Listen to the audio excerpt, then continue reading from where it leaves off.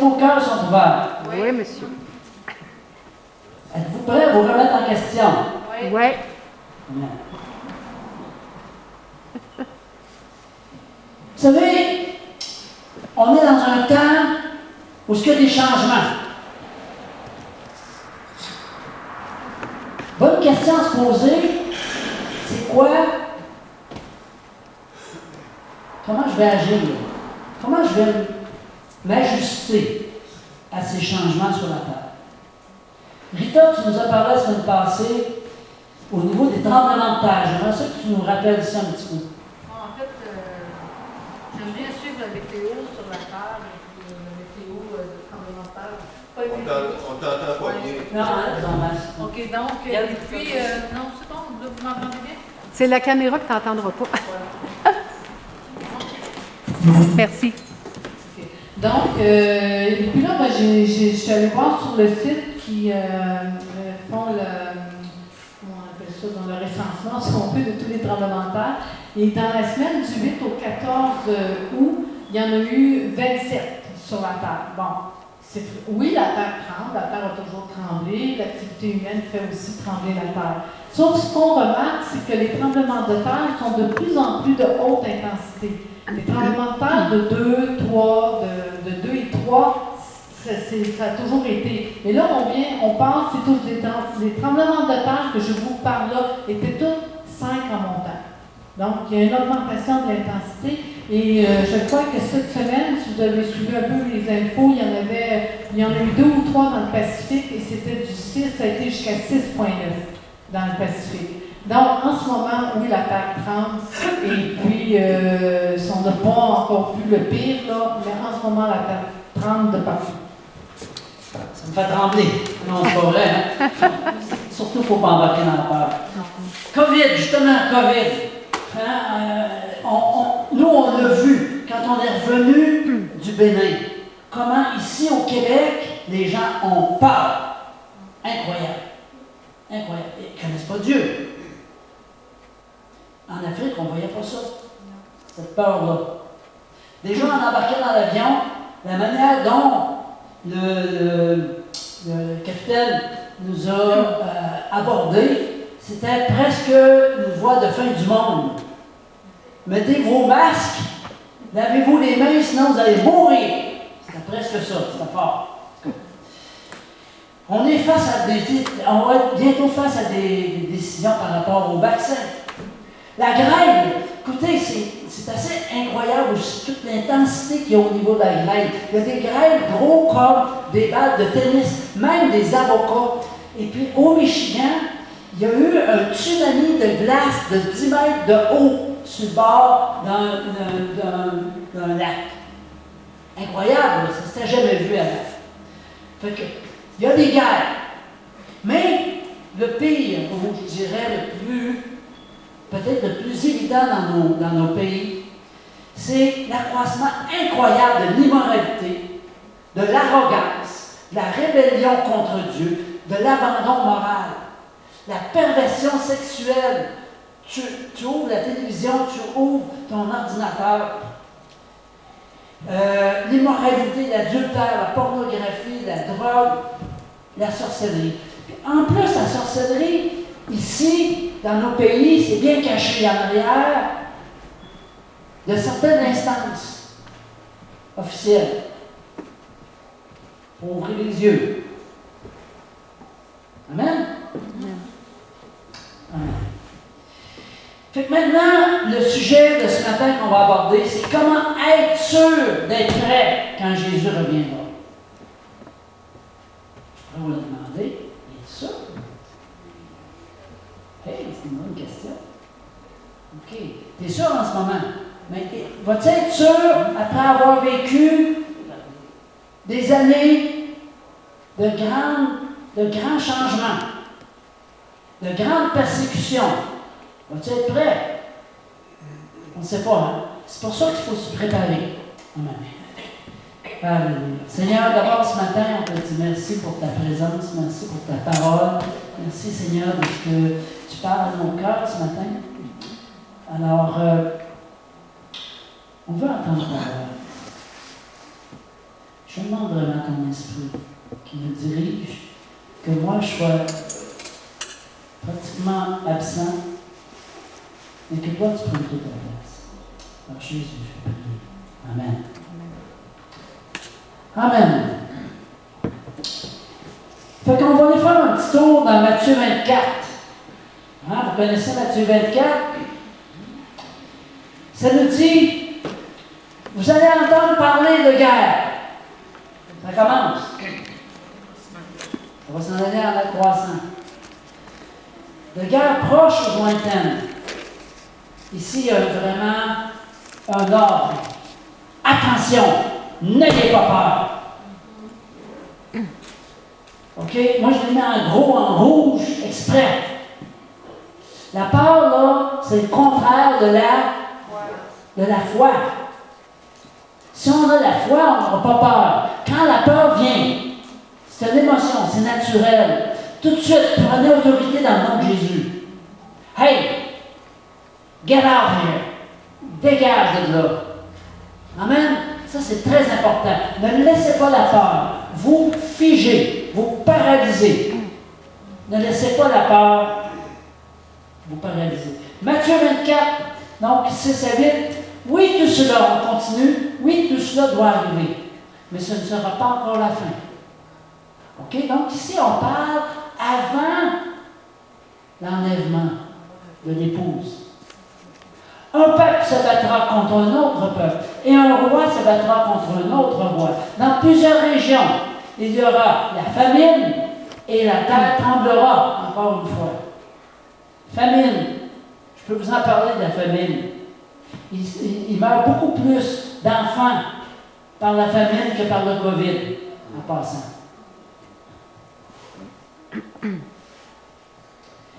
Tous ces événements seront comme les premières douleurs de l'accouchement. Les premières douleurs de l'accouchement sont avant l'accouchement, avant que le bébé arrive, avant le retour de Jésus. Amen. Amen. Donc maintenant, regardons ce qui va arriver aux disciples de Jésus. Êtes-vous un disciple de Jésus? Oui. Amen. OK. Regardez bien ce qui va arriver. Parce qu'ici, là, c'est à eux qu'on parle. Alors, on vous livrera pour vous faire souffrir. Aïe, aïe. Tu peux dire ouch. Et on vous tuera. Tu peux dire ouch, ouch.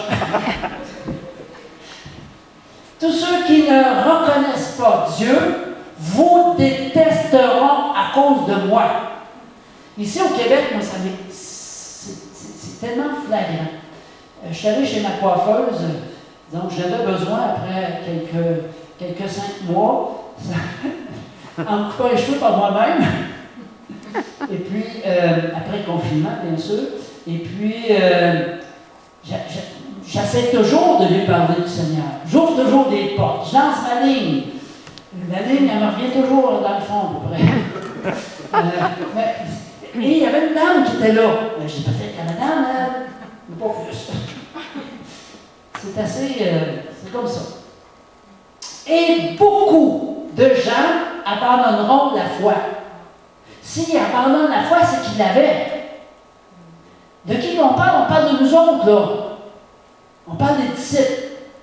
Il y en a beaucoup qui vont abandonner la foi. Moi, avant de partir d'ici, là, cette salle-là, il y avait au moins une trentaine de personnes. Je suis très étonné de voir, depuis que je suis revenu, de voir comment ça s'accomplit. On dirait que le COVID fait en sorte que les gens restent chez eux. Wow! Pas normal, c'est là. Amen. Amen. Prions pour qu'ils reviennent. Priez. Et puis, prenez donc le téléphone, appelez les dons. Ceux qui ne sont pas là ce matin, là. Amen. Ça nous dit, ils se trahiront les uns les autres et se détesteront. Il parle de qui ici? Des gens qui ont abandonné la foi. Ils se trahiront et ils se détesteront. Wow! Beaucoup de faux prophètes sur Facebook. C'est pas marqué sur Facebook dans la parole. C'est moi qui les ajoute. Viendront et ils tromperont beaucoup de monde. Moi, j'y vais sur Facebook. OK? Il y a des bouts que je me ferme dans les yeux, puis je passe vite. Puis il y a des bouts, ben, que je trouve c'est bon. Je dis c'est bon. Amen. Tu sais? En tout cas. Le mal deviendra de plus en plus fort.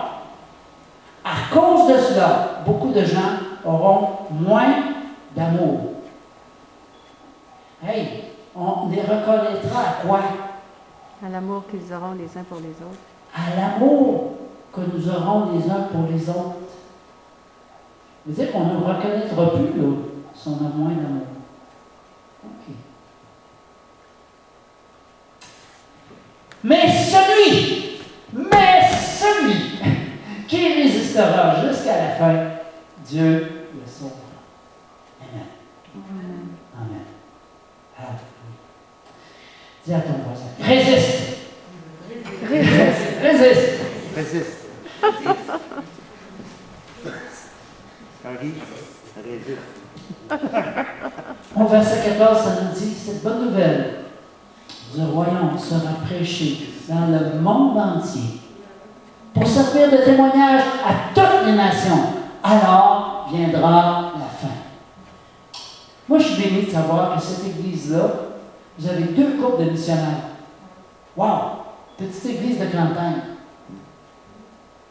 Puis, ça va bien plus que ça, là. Vous êtes tous invités au Bénin, en passant.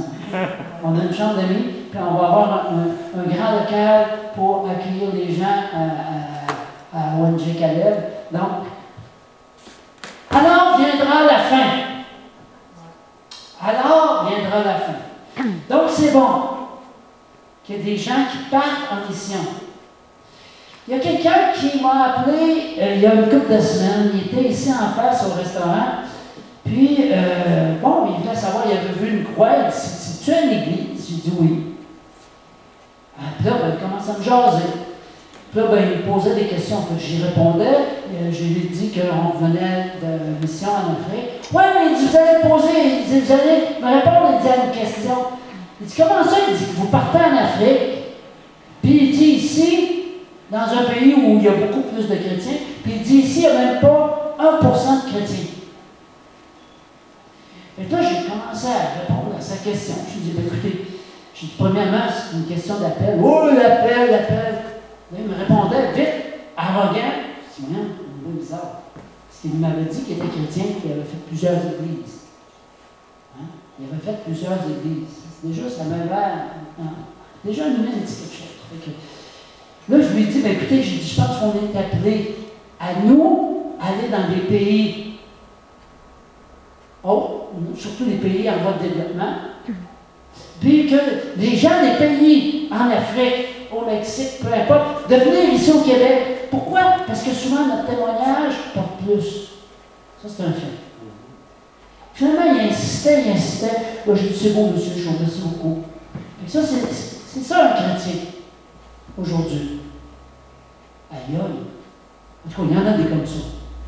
Okay, on ne va pas généraliser, j'espère que non. Mais j'en suis pas revenu. J'ai dit, ça, j'aurais jamais entendu quelque chose comme ça en Afrique. Ni au Mexique. Hein? Non. Ici au Québec, on est très imbus de nous-mêmes. On sait tout. Puis on nous pose des questions, non pas pour avoir notre avis, mais pour pouvoir vous convaincre. Ça, c'est le Québec. C'est ce que j'ai remarqué. Alors viendra la fin. Au verset 31, très intéressant ici, il y a un moment, la grande trompette sonnera et le Fils de l'homme enverra ses anges et il rassemblera ceux qu'il a choisis des 4 coins de la terre d'un bout du monde à l'autre. Amen. Donc la trompette va sonner et là les élus, comme on voit dans Thessaloniciens, vont monter à la rencontre du Seigneur dans les airs. Amen. Alléluia. Ça, c'est une grande joie. C'est une grande joie. Je ne vous dirai pas la date que ça va arriver. Parce que sur Facebook, il y en a des... Matthieu 24, 45 maintenant. Au fait, ça va être de 45 à 51. OK, juste avant, excusez-moi, je voulais vous dire que la grande trompette sonnera. Qui va être enlevé? Ça, c'est un élément important. Okay? Il y en a qui disent que c'est l'Église. Mais en fait, c'est l'épouse qui va être enlevée, qui est différente de l'Église. Et ça, on va le voir un peu plus loin à travers une parabole. OK? Là, juste vous titiller un petit peu ici. Amen. OK. Donc, le serviteur fidèle et intelligent, qui est-ce? C'est qui ça, le serviteur? Pour vraiment déterminer qui est ce serviteur-là, on va aller voir 3 paraboles tout à l'heure. Ça dit dans 24, 45 à 51, c'est celui, ici déjà, on a une description. C'est qui ça, ce serviteur-là intelligent? Qui ne va pas se laisser prendre, puis que son amour ne tombera pas au neutre, ou ne se refroidira pas. C'est celui auquel le maître a dit, je te confie ce travail, donne à manger aux autres serviteurs. Quand il le faut, il est heureux, ce serviteur, si son maître arrive et le trouve en train de faire ce travail. Qu'est-ce que vous faites pour Dieu? Ça, c'est une bonne question. Ici, ce travail-là, c'est le travail de Dieu. C'est la mission pour laquelle vous êtes sur la terre. OK? C'est le rêve que Dieu a déposé dans votre cœur, souvent étant tout jeune. Avez-vous une vision pour ce rêve-là? Parce que vous ne pourrez jamais vivre avec passion si vous n'avez pas une vision claire. Si vous ne poursuivez pas le rêve que Dieu a déposé dans votre cœur. Amen. Il est heureux, ce serviteur, si son maître arrive et le trouve en train de faire ce travail. 47. Je vous le dis, c'est la vérité, le maître lui confiera toutes ses richesses. Ici, on est en train de mettre la table pour les 3 paraboles du chapitre 25 de Matthieu. Très intéressant. 48. Mais supposons ceci. Le serviteur est mauvais. Il se dit, mon maître ne revient pas vite. Et il se met à frapper ses camarades de travail. Il mange, il boit avec les ivrognes. Bon, autrement dit, là, il fait comme les autres de notre société. Verset 50. Alors le maître va venir un jour où son serviteur ne l'attend pas, et à une heure qu'il ne connaît pas. Il le mettra en pièces et lui donnera sa part avec les hypocrites. C'est là qu'il y aura des pleurs et des grincements de dents. Ça veut dire que de faire ce que Dieu vous demande de faire, ce pourquoi il vous a placé sur la terre, c'est d'une importance capitale si vous voulez résister dans ces jours de la fin. Amen? Dans ces jours de tourment.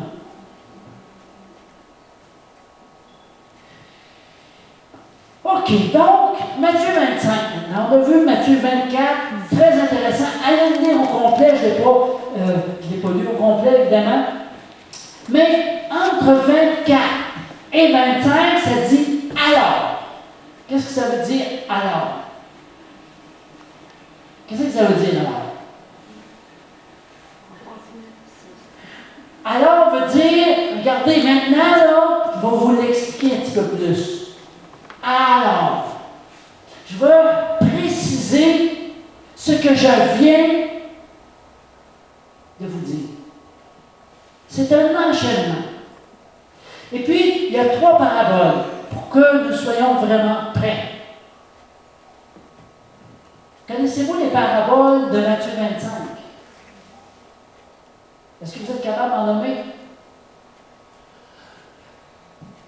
C'est embêtant, hein? Les vierges. Les vierges. Les 10 vierges, oui. Les... Amen. Les talents, tout à fait.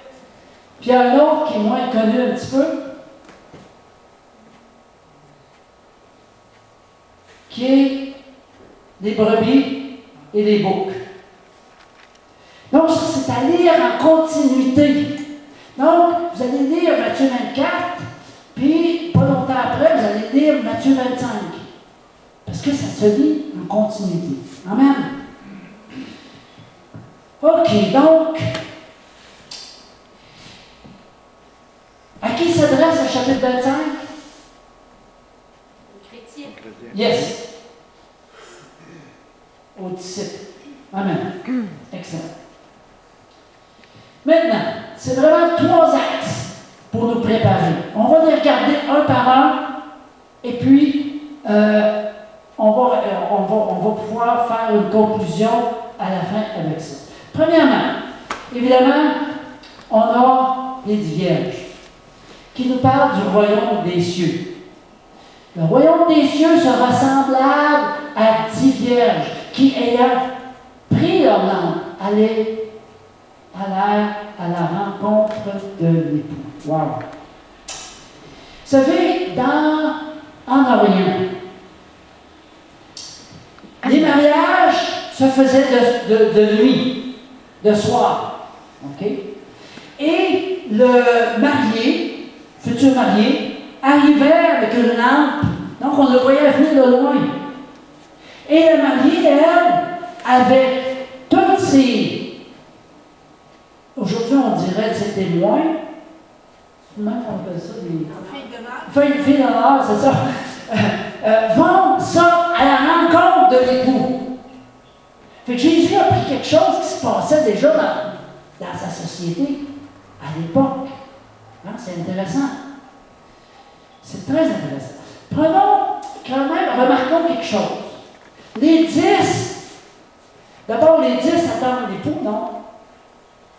Est-ce qu'on peut dire que c'est 10 chrétiennes? Hein? OK.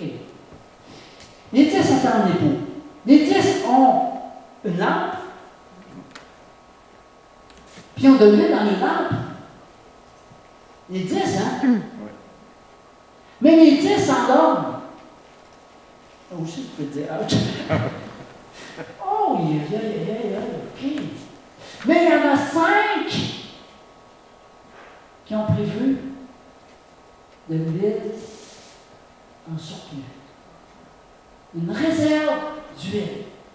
C'est quoi ça, une réserve d'huile? De prévu. Relation avec Dieu. Oui, ils se sont préparés, c'est vrai. C'est-à-dire, ça veut dire quoi, ça? Se préparer concrètement. Établir sa relation avec Dieu de plus forte. OK? Premièrement, vraiment, avoir de l'intimité avec le Seigneur. Il y a un autre élément très important. Très bien. Calme. Ça veut dire quoi? Avoir de l'huile en réserve. L'huile veut dire quoi? Amen. Amen. Hey! Vous savez que moi, je suis convaincu que dans la présence de Dieu, OK? À l'écoute de l'Esprit Saint, le Seigneur nous révèle des choses qui sont comme de l'huile dans un petit bocal en réserve, qui vont nous aider à faire face à tout ce qui s'en vient. Donc, dans votre présence, demandez au Saint-Esprit de vous révéler ce qu'il y a à vous révéler. Amen. Cherchez le baptême du Saint-Esprit. L'effusion.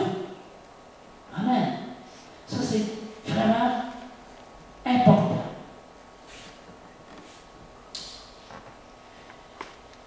Amen.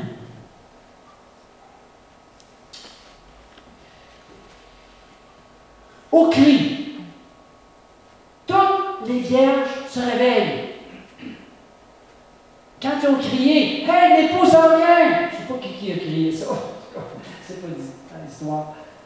Mais ils se réveillent tous. Puis là, les folles, ils demandent aux sages, hey, passez-nous votre huile.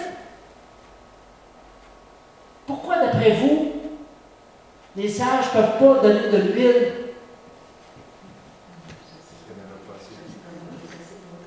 Il n'y en avait pas assez. OK, il y en avait pas assez. Quoi d'autre? C'est quelque chose qui se donne pas. OK. C'est l'eau. Pourquoi ça ne se donne pas? Parce que c'est C'est l'Esprit Saint qui est en nous. C'est bon, là, ça va répondre. Comment tu dis? C'est l'eau, c'est en toi, tu peux pas C'est ça. Amen. Au fait, c'est notre consécration, c'est notre amour pour Dieu. Ça ne se partage pas.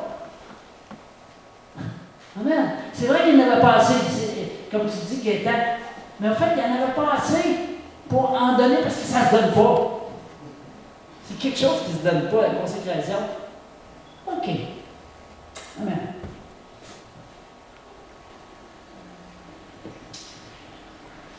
Et Jésus ajoute, restez donc éveillés, parce que vous ne connaissez ni le jour ni l'heure. OK, ici, là, j'ai quelque chose qui m'interpelle. Les 10 se sont endormis. Mais Jésus ici dit, mais restez donc éveillés. Ça veut dire que c'est tellement facile de s'endormir. Très facile de s'endormir. Il faut être conscient de ça. Ça veut dire quoi s'endormir, d'après vous? Ça veut dire quoi s'endormir? Négliger notre temps avec Dieu. Oui, Être distrait par le monde. oui. Il y en a plein d'autres. Là. Ça veut dire quoi, s'endormir? On est fatigué. Se relâcher. Se relâcher. On est fatigué. On peut être fatigué de belles affaires. On peut être fatigué de nos frères, nos soeurs. On peut être fatigué du pasteur. On peut être fatigué de l'équipe de louange. On peut être fatigué de belles affaires. Qui peut nous emmener à nous endormir. Vous savez, l'Église, là, c'est pas ceux qui sauvent. Mais l'Église, c'est ça qui nous tient réveillés parce qu'il faut collaborer entre nous autres. Puis le fait de collaborer demande la communication, demande de travailler ensemble, demande à s'oublier soi-même. Je dirais même à porter sa croix. Puis des fois, la croix est lourde. Elle doit être faite en bois frère.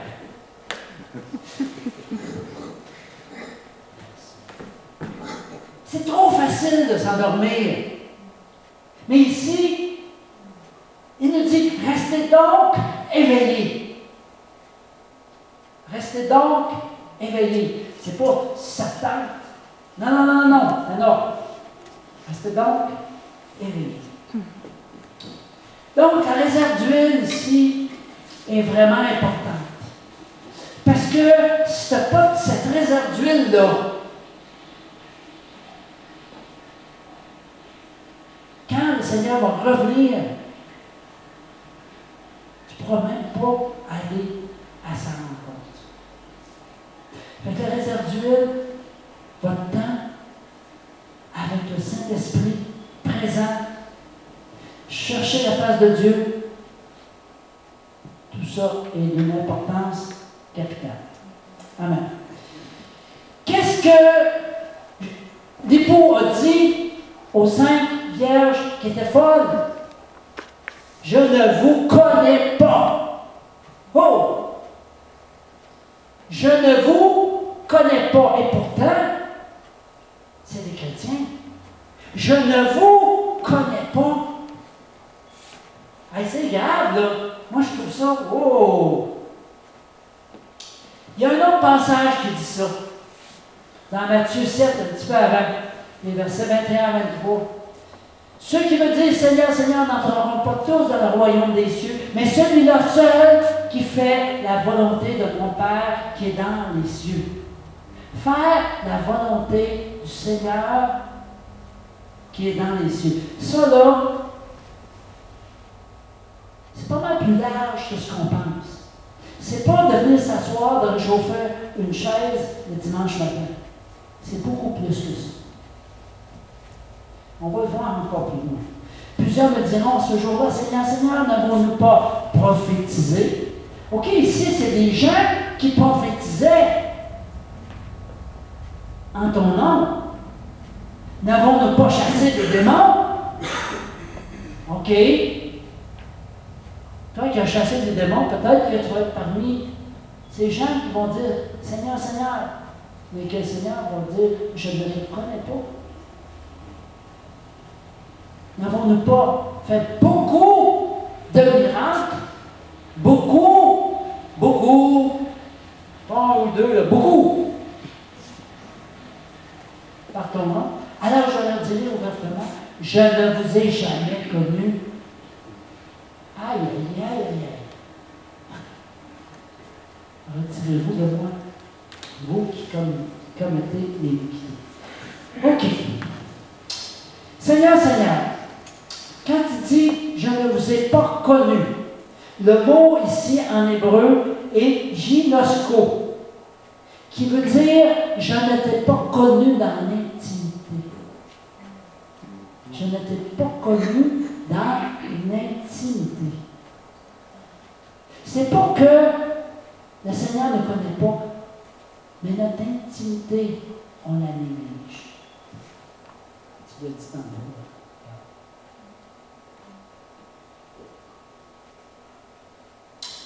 Donc, la consécration, le temps avec le Seigneur, cette intimité-là,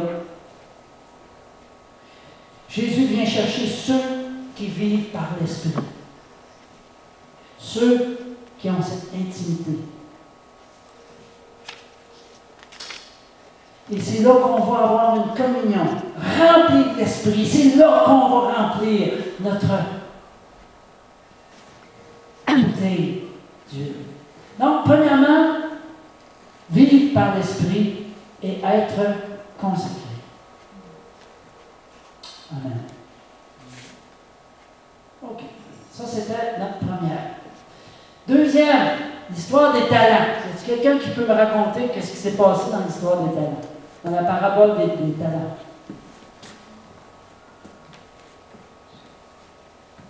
OK, je comprends. Vous savez, hein? Il y en a un qui l'a enterré. OK, ouais, il y en avait trois, premièrement. Le premier, il a fait quoi? Avec ce que Dieu lui avait donné. Il en avait donné 5, il a fait quoi? Il les a multipliés. Le deuxième, il en avait 2. Il les a multipliés. Le troisième, il en avait 1. Il est allé l'enterrer. OK. C'est quoi ça, des talents? Des dons. Excusez-moi, mais non. C'est de l'argent. OK, les talents, là, si on regarde ça, là, tel que c'est dans la parole de Dieu, c'est pas des dons, c'est vraiment de l'argent. OK, c'est intéressant. Ça ne veut pas dire qu'il ne parle pas de nos talents, de nos dons non plus. OK? Oui, ça fait partie de ça. Mais ici, si on le prend vraiment selon le mot grec, c'est vraiment de l'argent. OK.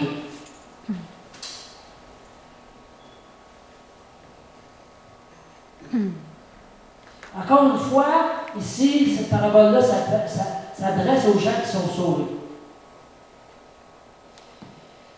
Il nous dit, je vous ai laissé les clés de mon royaume.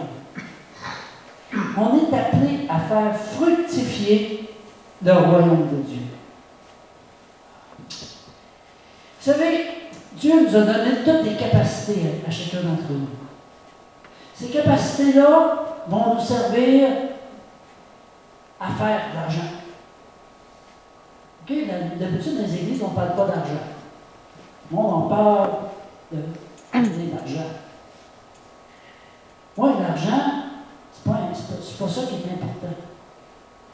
Par contre, si je veux aider des gens, si je veux partir en mission en Afrique, bien, ça coûte de l'argent. OK? Si l'argent que tu cherches à avoir a une mission, tu dis, OK, là, moi, là, je veux vraiment réaliser le rêve que Dieu a mis sur mon cœur. Puis je vais vraiment pour ça le visionner. Ça dit dans la parole que celui qui n'a pas de vision, comment? Il est sans frein. C'est bon d'avoir une vision. Même nous, on fait un tableau de rêve. Où est-ce qu'on met toutes nos images? C'est très bon, ça. OK? C'est pas ésotérique. Les autres qui ont copié sur Dieu. Dieu veut qu'on ait une vision. Puis après ça, je vais pouvoir faire ce pourquoi je suis ici sur la terre avec passion. Amen.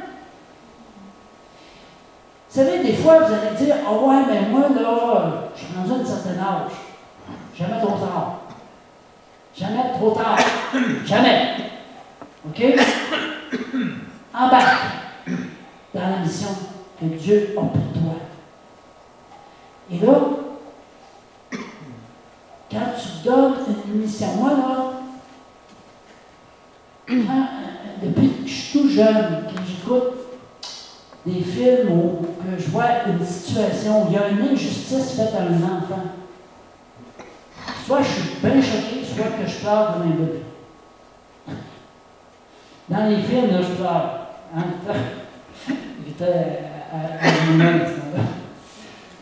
Pourquoi? Parce que ça me touche. Tu sais, en quelque part, c'est ça qui est ma mission, ou en tout cas la mission de l'argent que Dieu va me permettre de faire. On ne fait pas de l'argent pour s'en mettre plein les poches. On ne fait pas de l'argent pour exploiter les autres. Mais on a une mission. Et Dieu est pour qu'on en ait si on en a pour faire avancer son royaume. Amen. Il n'y a pas beaucoup d'amen. J'ai rien entendu. Parce qu'on est tous concentrés. Ouais. Les masques. Ouais, c'est ça. Ça, c'est les masques. Amen. Amen. OK. J'ai une question pour vous autres. Pendant le temps que vous étiez à la maison, pendant la pandémie, quand ils ont fermé les églises, est-ce que vous avez continué à mettre l'argent de côté pour l'avancement du royaume de Dieu? Si vous avez fait ça, vous avez ramassé un certain montant d'argent que vous allez pouvoir remettre pour que l'Église puisse vraiment continuer à faire avancer le royaume de Dieu. Je vous invite à prier dessus. Pour ne pas faire de manipulation ce matin, surtout pas. Mais ça m'est venu, mais en fait, c'est venu on parlait à un moment donné, Rita et moi, puis c'est dans notre discussion que c'est venu à notre tête. Amen. Donc, ici, celui qui en avait 2 talents, lui, il a fait fructifier. Tu peux le faire fructifier en faisant de la culture, tu peux le faire fructifier en faisant de la transformation alimentaire, peu importe. Mais il a pris l'argent qu'on lui a donné, puis il s'est organisé pour la multiplier.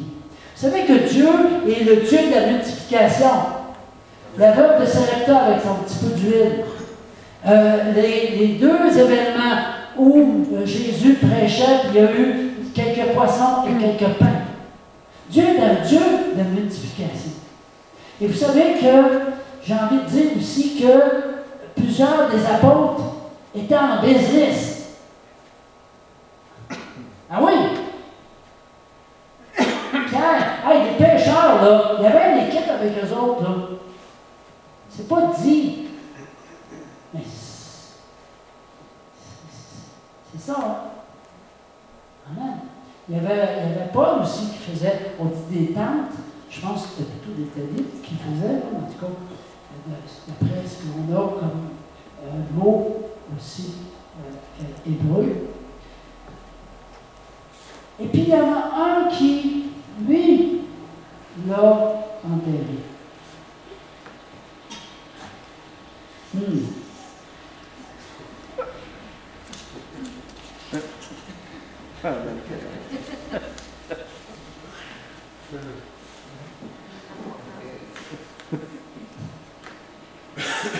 savez, être un bon gestionnaire,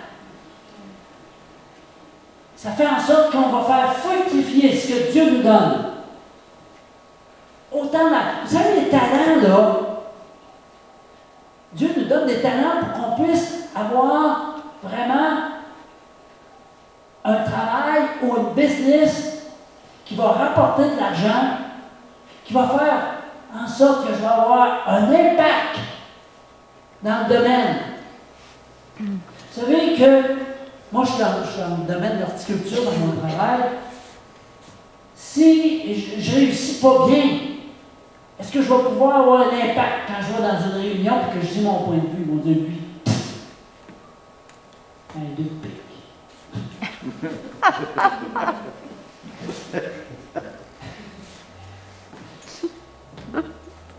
Un deux de pique.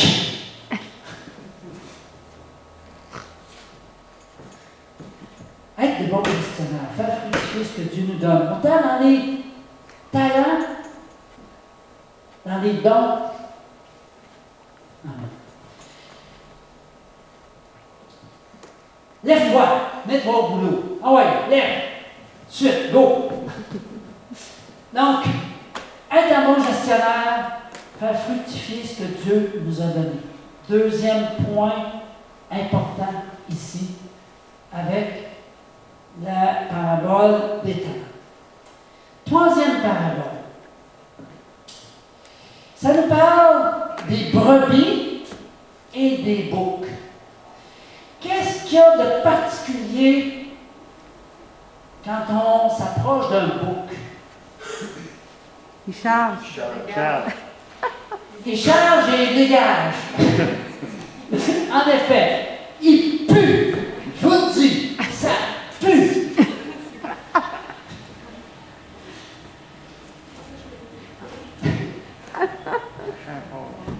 Alors, allons voir maintenant, à la lumière de cette différence entre les brebis qui donnent de la laine, qui donnent du lait, puis qui ne sentent pas trop fort, et les boucs, qui eux autres donnent juste le sperme. Matthieu 25, 35, en effet, j'ai eu faim, et vous m'avez donné à manger. J'ai eu soif, et vous m'avez donné à boire. Ici, on est en train d'écrire ceux qui vont être vraiment pris du côté des brebis. OK, donc, on a Jésus qui est assis sur son trône et qui met d'un côté les brebis et de l'autre les boucs. Donc, je reprends ça. En effet, j'ai eu faim et vous m'avez donné à manger. J'ai eu soif et vous m'avez donné à boire. J'étais un étranger et vous m'avez accueilli. J'étais nu et vous m'avez donné des vêtements. J'étais malade et vous m'avez visité. J'étais en prison et vous êtes venu me voir. Et là, la personne a répondu, ouais, mais quand est-ce que je t'ai vu, puis que je t'ai donné à boire, que étranger, que je t'ai accueilli, que je t'ai donné des vêtements, que tu étais malade, puis que je suis allé en prison. Et là, la personne dit, qui est Jésus dans le fond, chaque fois que tu l'as fait au plus petit, c'est à moi que tu l'as fait. OK, donc ici, c'est vraiment un appel à passer à l'action. Amen? Êtes-vous prêts à passer à l'action? Alors, ceux qui ont obéi à Dieu diront au roi, Seigneur, quand est-ce qu'on t'a vu faire ça? On vient de le voir. Amen. Question ici, es-tu prêt? Es-tu prêt à passer à l'action?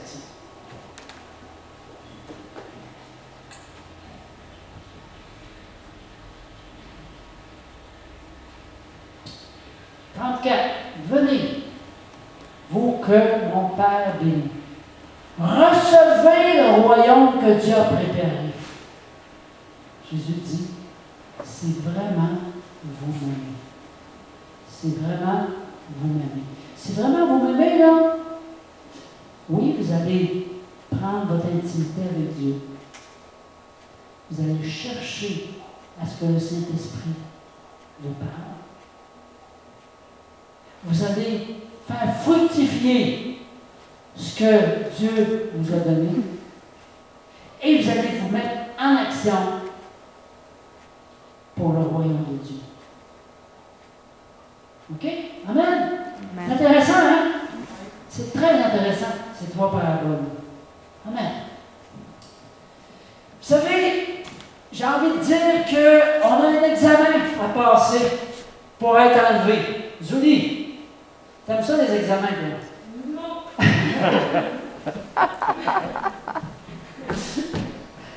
Julie est à l'université, c'est... Amen. Au fait, oui, on a un examen à passer. Cet examen-là va avoir lieu à travers les douleurs de l'accouchement. Comment est-ce que tu vas réagir? Comment réagis-tu en ce moment? Et comment est-ce que tu vas réagir? Les douleurs sont commencées.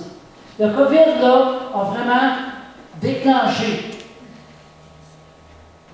les douleurs de l'accouchement. Ça veut dire quoi, ça? Elle peut bésanner. OK? Maintenant, Dieu veut passer par toi pour bénir ceux qui souffrent. J'ai envie de dire, c'est un peu manipulateur, mais c'est pas grave, c'est ça pareil. Quand tu refuses, c'est à Dieu que tu refuses. Vous allez dire, ouais, mais le monde ici, là, ils sont pas. Ouais, c'est vrai. Je ne continuerai pas ma phrase. Mais quand même, continue à aider. C'est dur d'aider quelqu'un qu'il est tout content quand tu l'aides, puis 2 semaines après, il commence à parler dans ton dos. As-tu encore envie de l'aider? Mais là, si tu l'aides pour lui, non. Mais si tu le fais parce que Dieu te l'a demandé,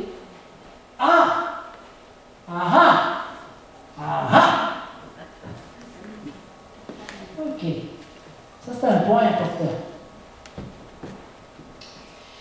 Donc, Jésus, avant le jugement dernier, va juger son peuple qui sera enlevé. Pour savoir s'il va être enlevé ou qu'il va rester. Il va y avoir un jugement, là, c'est un examen qu'on va avoir à passer. Est-ce que tu vas être enlevé ou pas? Parce qu'il y en avait 10 vierges, il y en a 5 qui sont allés à la rencontre de l'époux. La moitié. C'est peut-être pour ça qu'on est juste 15. OK. Non, ça c'était personnel. Oups.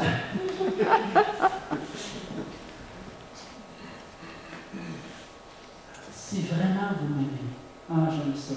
Si vraiment vous m'aimez.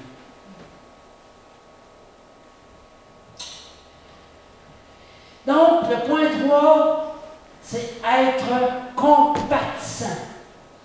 Mais penser à l'action. J'aurais dû marquer ça aussi. Être compatissant